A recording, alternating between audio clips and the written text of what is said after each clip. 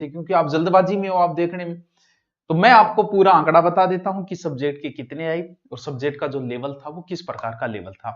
तो करे शुरू, या शाम वाले जो पेपर है वो ज्यादा दिमाग खराब न करें, आराम से, अच्छा पेपर था, अच्छा पेपर होगा आपका भी, आराम से पेपर दे के आए, ज्यादा टेंशन न लें।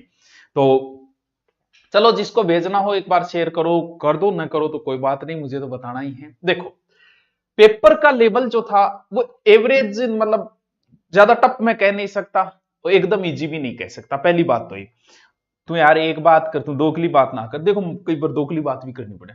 हाँ, ज्यादा टफ, क्योंकि कई बार कुछ क्वेश्चन जैसे टफ आ गई तो कुछ सब्जेक्ट के बहुत इजी आ गई, तो दोनों सी चीजें हैं।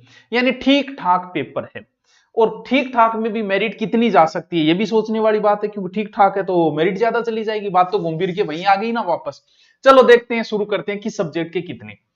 इतिहास, 3 महत्वपूर्ण सब्जेक्ट थे जीके के अंदर।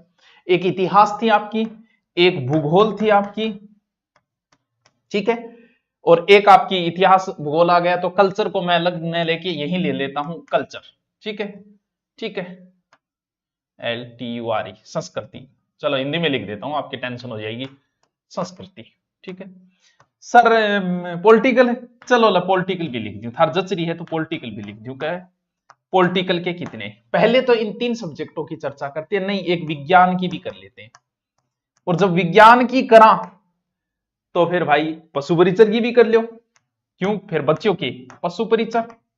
नहीं सर, मैथ भी बच रही है, हालत खराब कर रखी है, बिल्कुल कर रखी है, और मैथ के अलावा फिर बच्चों करंट। अब जो मैं आपको बताऊंगा किसके कितने आए, उस आधार पे आपको आगे का फैसला लेना है कि आपको 2 दिन में क्या पढ़ना है। महत्वपूर्ण चीज ये है, ना कि कोई और चीज महत्वपूर्ण है। इतिहास और कल्चर दोनों एक साथ मिला के बोल रहा हूं, जबकि इतिहास के क्वेश्चन 5-7 ही आए थे, बाकी क्वेश्चन जो थे वो कल्चर के थे।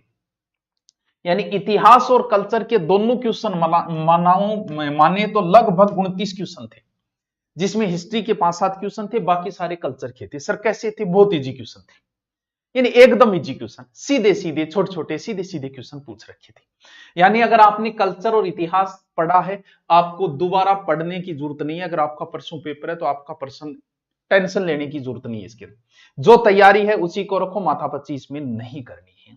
अच्छा गुरुजी ठीक है, ये बहुत अच्छी है, ये कोई ज्यादा, अब देखो 1-2 क्वेश्चन तो टफ आ जाए तो क्या फर्क पड़े, 1-2 आगे हो गया, लेकिन आगे जरूरत नहीं है। अब परसों पेपर है तो आप इसको मत छेड़ना, बस हो जाएगा आपका सही। 10 क्वेश्चन आए 9 हो जाएंगे, अगर 29 दोबारा आए तो 25 आपके सही हो जाएंगे। भूगोल बहुत अच्छी पूछी है बंदे ने, अच्छी मतलब कोई ज्यादा टफ नहीं पूछी है, ठीक ठाक भूगोल पढ़ी है। लगभग 36 क्वेश्चन बंदे ने भूगोल के पूछे। हो सकता है क्वेश्चन 1-2 ऊपर नीचे हो जाए, 1-2 ऐसे हो जाए कि कुछ भूगोल के क्वेश्चन जो है वो पशु परिचर में भी है, तो हो सकता है वो पशु परिचर वाला मैंने भूगोल में जोड़ दिया होगा, भूगोल वाला मैंने पशु परिचर में। जैसे अपने जलवायु लगता है, जो पशु परिचर के जो 4 टॉपिक थे ना, चारावाह वगैरह, तो वो भूगोल में भी जोड़ा जा सकता है, यहां भी। यानी अच्छे क्वेश्चन आए, भूगोल के 36 क्वेश्चन आए हैं, और राजस्थान 1-2 क्वेश्चन इंडिया लेवल का था, बाकी राजस्थान के थे, अच्छे क्वेश्चन थे। और जिसने सोच समझ के ठीक से किया है वो 36 में से 30 क्वेश्चन तक पहुंच सकता है आराम से, जिसने थोड़ी बहुत भूगोल ठीक ठाक पढ़ी है, ठीक ठाक। ठीक है, यानी ना तो कल्चर ज्यादा टफ पूछी बंदे ने, प्रश्न ज्यादा कल्चर के थे, और ना ही उसने भूगोल को ज्यादा टफली पूछा है, इजी तरीके से पूछा है उसने। और जिसने ठीक ठाक तैयारी की है वो आराम से इन प्रश्नों के जवाब दे सकता है। सर पॉलिटिकल, वैसे तो पॉलिटिकल थी नहीं, एक प्रश्न जैसे पूछ लिया कि 2024 तक निम्न में से कौन मुख्यमंत्री नहीं रहा, एक कॉमन क्वेश्चन है, सचिन पायलट ऑप्शन हो गया, तो सबको पता है। एक और पूछा हुआ था, यानी नए के बराबर क्वेश्चन पूछे हुए थे, 2 क्वेश्चन थे, आपको आगे नहीं पढ़ना है इसको। जैसे परसों पेपर है उसको ये नहीं पढ़ना। मान लो परसों पेपर है, वो पूछना चाह रहा है कि सर भूगोल में ज्यादा क्या पूछा, तो भूगोल में बंदे ने कृषि पूछा और अभ्यारण्य पूछे।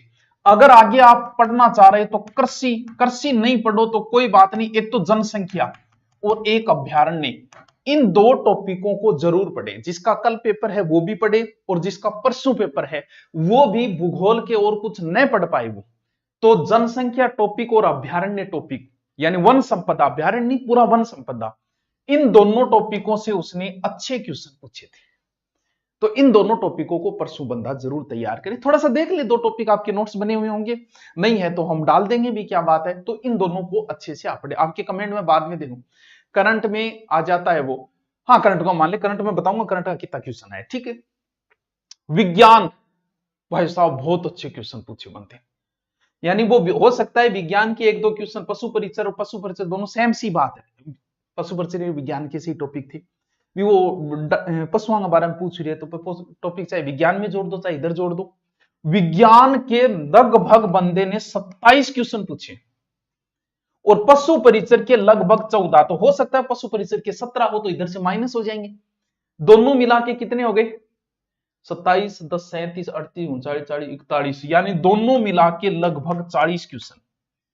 अच्छी साइंस पूछी है, 10वीं लेवल तक की थी और 10वीं लेवल तक की बुक में भी सारे क्वेश्चन मिल जाएंगे। अब जो चाहता है कि सर आगे हम पेपर परसों है तो हम क्या पढ़ें, तो भाई भूगोल को इतने को नहीं पढ़ा जा सकता, क्योंकि साइंस मुझे पता है आपने जीके अच्छा पढ़ा है, लेकिन साइंस पे ध्यान हो सकता है आपने नहीं दिया होगा, और यहां बंदे ने साइंस ही सबसे ज्यादा पूछ रखी थी। अगर सर साइंस में भी क्या, बायोलॉजी, केमिस्ट्री, फिजिक्स, बायोलॉजी ही बायोलॉजी पूछ रखी है, 80% प्रश्न उसने बायोलॉजी के ही पूछे हैं 27 में से।